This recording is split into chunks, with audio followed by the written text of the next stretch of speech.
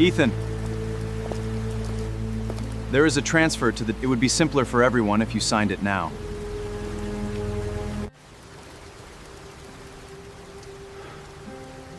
The night shift is the one thing I need right now. I am not looking to move. If you do not sign, your file will state you refused reassignment. An evaluator will take note of that during your review.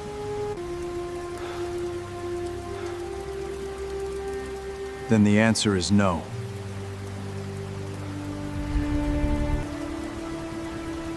Put whatever you want in the final lie about myself. The week a board decides whether I am fit for the senior fellowship. It is rare to see a person choose the harder road like that.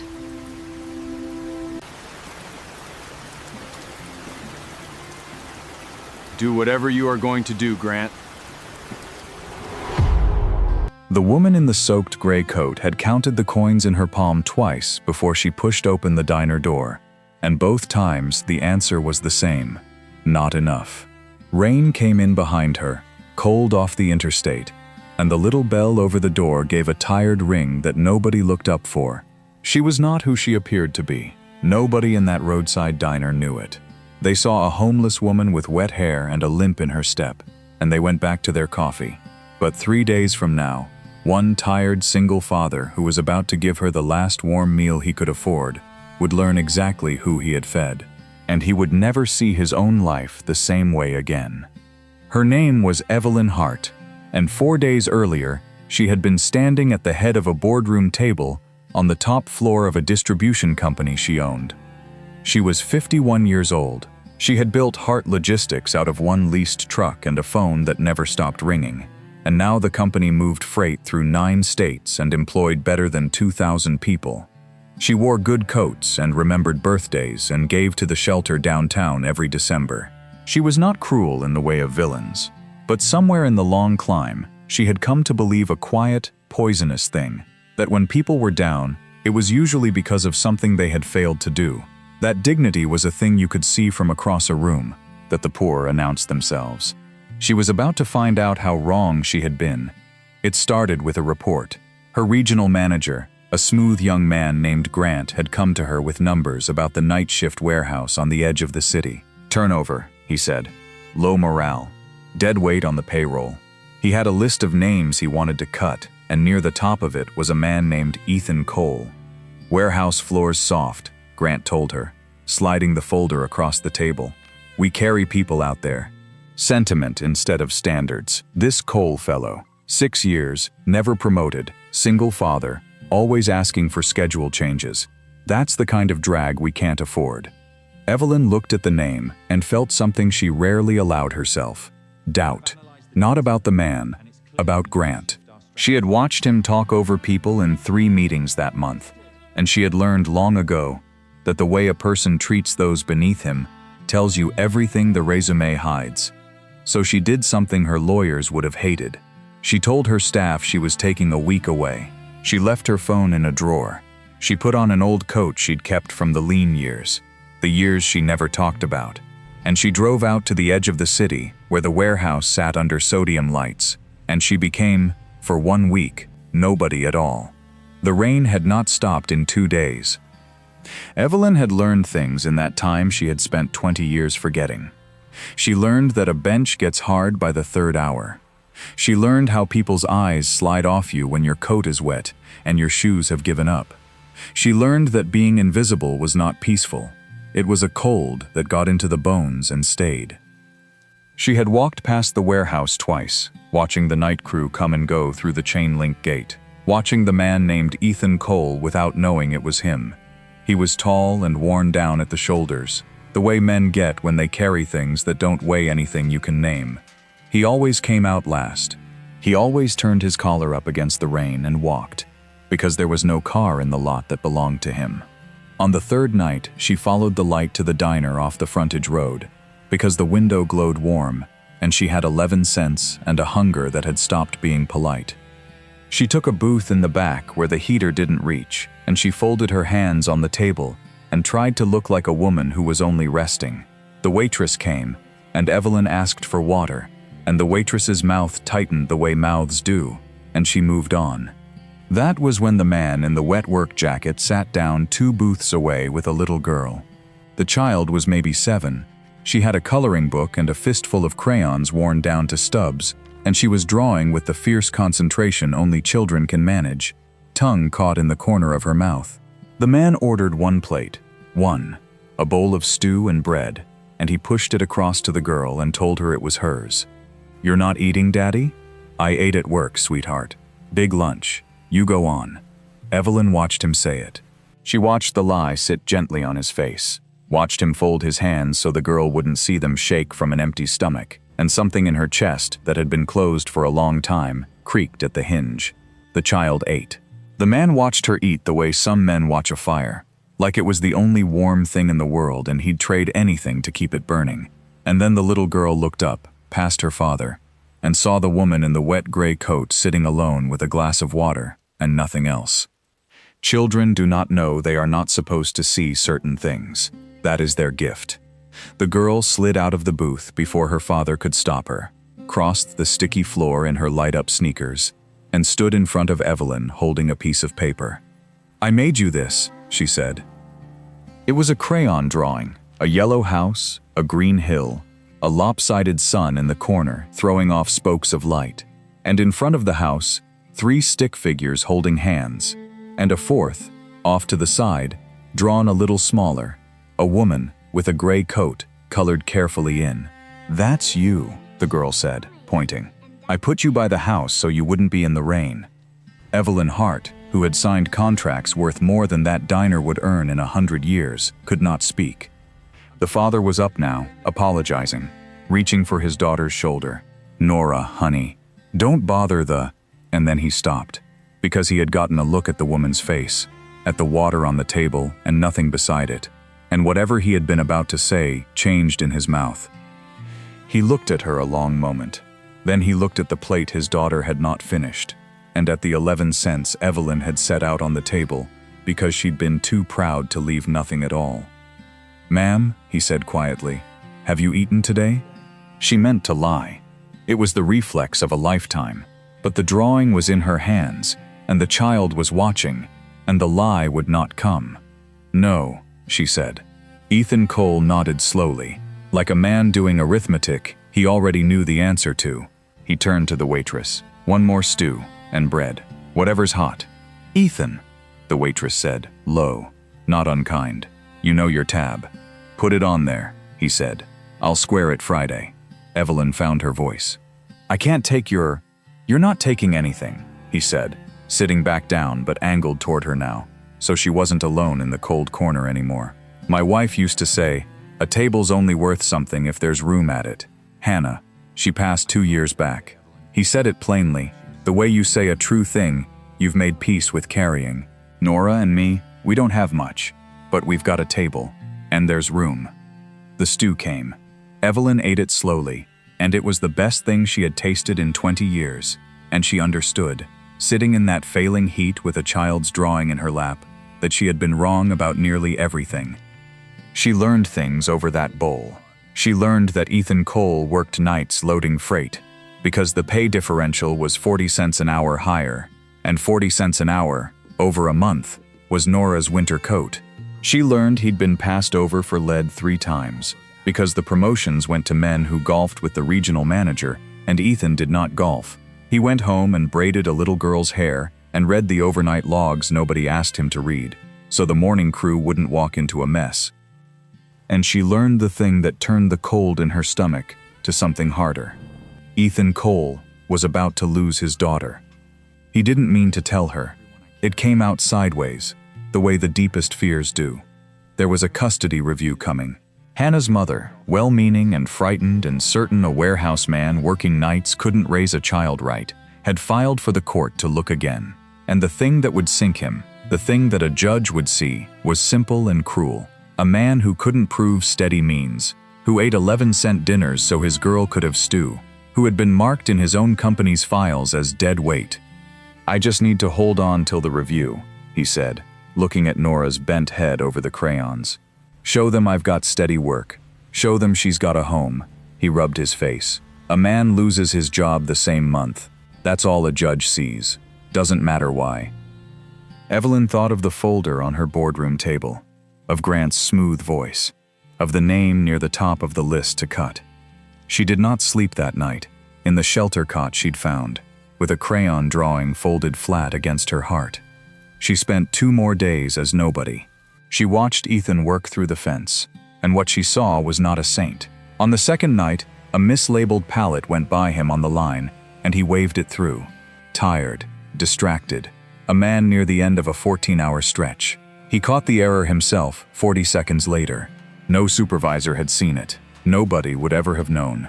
He could have let it ride and gone home. Instead, she watched him stop the whole line, climb down, and pull the pallet back, resealing it right in the cold with his own hands, while the crew grumbled and the clock ran past his shift. He fixed his own mistake in the dark, where the fixing earned him nothing, because leaving it for the morning man was not a thing he could do and still be himself. That was when Evelyn understood him fully. Not that he never faltered, that when he did, he was the one who turned around. And then, on her last night watching, Grant's car pulled into the lot. She saw the regional manager corner Ethan by the dock. She was too far to hear all of it, but the building's dock mics were closer than Grant knew, and the wind carried enough. Grant wanted him to sign a transfer. Day's shift, lower pay. A move that would break the differential Ethan lived on and put him under Grant's thumb. And when Ethan hesitated, Grant leaned close and said the cruel thing plainly. Sign it, or your file says you refused reassignment. A judge'll love that during a custody fight. Evelyn's breath caught. This was the moment a frightened man signs. This was the moment a man with a daughter to lose gives up whatever is asked. Ethan Cole did not sign. She watched him stand there in the rain, everything he had on the table, and she watched him shake his head slowly. No, he said. Just that, at first. Then, quiet, without heat. You can put whatever you want in my file, Grant. But I'm not signing a lie about myself the week a court decides if I'm fit to raise my girl. If I let you scare me into that, I'm already not the man she thinks I am. He picked up his lunch pail. Do what you're going to do. And he walked home in the rain, having chosen, freely, the harder road, not knowing that a woman in a wet gray coat had watched him choose it, and would remember. On Monday morning, Evelyn Hart put her good coat back on. Grant was already in the conference room when she walked in, and she watched his face do a complicated thing. The smile arriving a half second before his eyes, understood something was wrong. She set a folder on the glass table. His folder, the list of names. You wanted to cut the night warehouse, she said. Walk me through it. He did, smoothly, confidently, the way he did everything. Dead weight, sentiment over standards. That Cole fellow, 6 years, never promoted, always asking for accommodations. Drag on the numbers. Evelyn let him finish. Then she reached into her bag and set a second thing on the table beside his folder. A crayon drawing, a yellow house, a gray-coated woman drawn small, put by the house so she wouldn't be in the rain. Grant looked at it, uncomprehending. What is that? That, Evelyn said, is the most valuable performance review this company has ever received. She turned to the screen on the wall. I had the night floor cameras pulled for the last 2 weeks. Not the payroll numbers, the footage. Watch. And she played it for the whole board. Ethan, climbing down in the cold to reseal his own mislabeled pallet. A mistake that, she noted quietly, would otherwise have shipped hazardous freight to the wrong dock and cost the company a fine larger than his salary for a decade. Ethan staying late to help a colleague restack a tipped load nobody asked him to touch. Ethan reading logs nobody paid him to read. 2 weeks of a man doing everything right and owning the one thing he did wrong, so that nothing went wrong for anyone else, which is the only reason nobody upstairs had ever noticed him at all. Then she played the last clip. Grant in the parking lot, leaning close. The audio was faint, but the dock mics had caught it. Sign it, or your file says you refused reassignment. A judge'll love that during a custody fight. And then Ethan's answer, quiet and steady in the rain. I'm not signing a lie about myself. The room went very quiet. You knew about the review, Evelyn said. It was not a question. You were going to use a man's child as leverage to move him where you wanted him, or push him out entirely, and dress it up in these. She touched the folder. As numbers. She looked at Grant for a long moment, and when she spoke again her voice was almost gentle, which was worse than shouting. I spent this week sleeping on a cot. A man who thought I was nobody gave me the last hot meal he could afford, and never once asked what I could do for him. Then he stood in the rain and refused to save himself with a lie, because his daughter was watching, even when she wasn't. You've spent this week deciding which of your people to feed to your quota. She straightened. Clear your office. Security's already there. Grant left the way small men leave, loudly at first, then not at all. Ethan Cole was called up to the top floor that Friday. He had never been above the third level of the company offices. He came in his clean shirt, the one he saved, with Nora's hand in his, because Mrs. Delgado had a doctor's appointment, and there'd been nowhere to leave her. He expected the worst. Men in his position always expect the worst. It is how they survive the times they're right.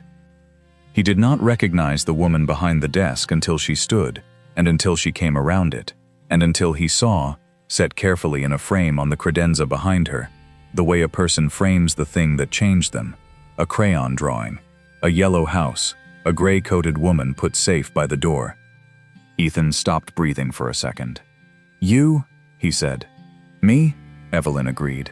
And then, because dignity does not shout, and she had learned that from him, she did not make a speech.